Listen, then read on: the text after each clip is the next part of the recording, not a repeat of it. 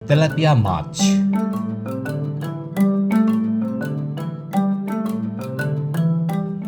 যার বৈজ্ঞানিক নাম ওরিওক্রোমেস মসম্বিয়াস। এটি মাঝারি আকারের মাছ। মাছটিকে ইংরেজিতে মোজাম্বিক তেলাপিয়া বলে।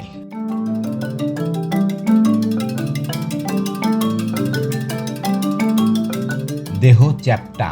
মাছটি ডিম পাড়ার সময় নিজের মুখে রেখে দেয় বাচ্চা ফোটানোর জন্য। শরীর আঁশযুক্ত। তেলাপিয়া সিক্রাটাই পরিবারের অন্তর্গত। এই পরিবারের মাছের সাধারণত ডিম পেড়ে মুখে রেখে দেয় বাচ্চা ফোটানোর জন্য। ভারতে এই মাছ দক্ষিণ আফ্রিকা থেকে আমদানি করা হয়েছে। এটি মিঠা পানির মাছ, সাধারণত খাল এবং বিলে পাওয়া যায়, তবে পুকুরেও সহজেই চাষ করা যায়।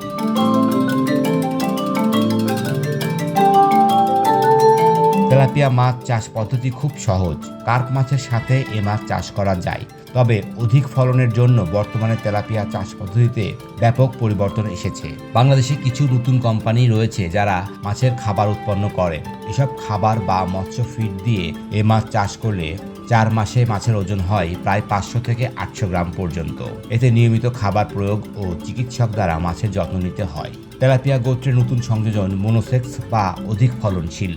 এছাড়াও বায়োফ্লসকে এ মাছ চাষ করার জন্য উপযুক্ত। হেক্টর প্রতি উৎপাদন 25 থেকে 30 টন।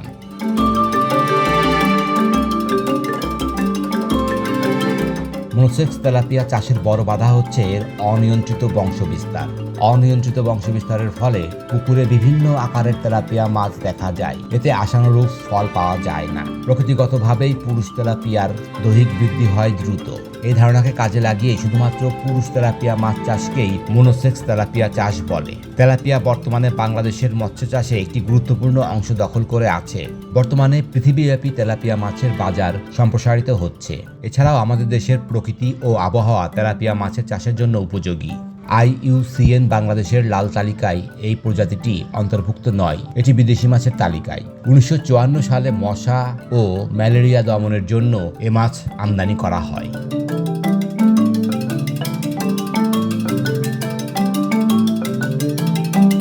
তেলাপিয়া মাছ খেতে কম বেশি সবাই পছন্দ করেন, আবার অনেকেই এই মাছ দেখেই নাক সিটকান। অনেকেই বলেন তেলাপিয়া মাছ স্বাস্থ্যের জন্য ক্ষতিকর।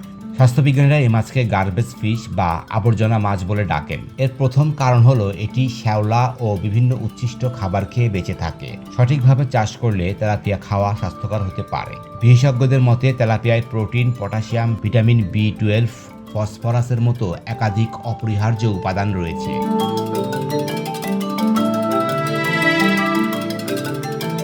জানা গেছে বিশ্বের প্রায় 120টি দেশে সবচেয়ে বেশি চাষ করা হয় এই মাছ। তবে বেশিরভাগ ক্ষেত্রে অসাধু ব্যবসায়ীরা এই মাছকে অস্বাস্থ্যকর অবস্থায় চাষ করে। ফলে পুষ্টির পরিবর্তে এই মাছ খেলে শরীরে ঢুকছে নানা রকম ক্ষতিকর পদার্থ।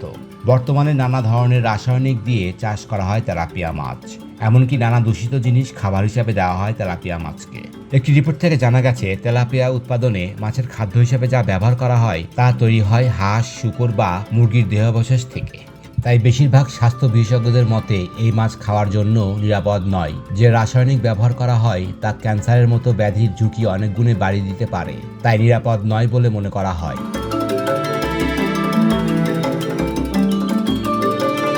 বিভিন্ন পরীক্ষা নিরীক্ষার মাধ্যমে এই মাছ টিউবিলিয়ন ও ডাইঅক্সিন নামক মারাত্মক ক্ষতিকর রাসায়নিক উপস্থিতি মিলেছে। টিউবিলিয়ন হলো এমন একটি রাসায়নিক যা প্লাস্টিকের বিভিন্ন জিনিস তৈরিতে ব্যবহৃত হয়। এটি মানবদেহে প্রবেশ করলে স্থূলতা, হাঁপানি, অ্যালার্জি সহ নানা ধরনের বিপাকীয় রোগের কারণ হয়ে দাঁড়ায়। তবে টিউবিলিয়নের চেয়েও ক্ষতিকারক ডাইঅক্সিন, এটি শরীরে প্রবেশ করলে ক্যান্সার পর্যন্ত হতে পারে। আর এ কারণেই কিছু মানুষের কাছে, বিশেষ করে নিম্নবিত্তদের কাছে তেলাপিয়া মাছ জনপ্রিয় হলেও যারা উচ্চবিত্ত বা মধ্যবিত্ত তাদের কাছে এই মাছ একদমই জনপ্রিয় নয় বা তারা একদমই খেতে চায় না।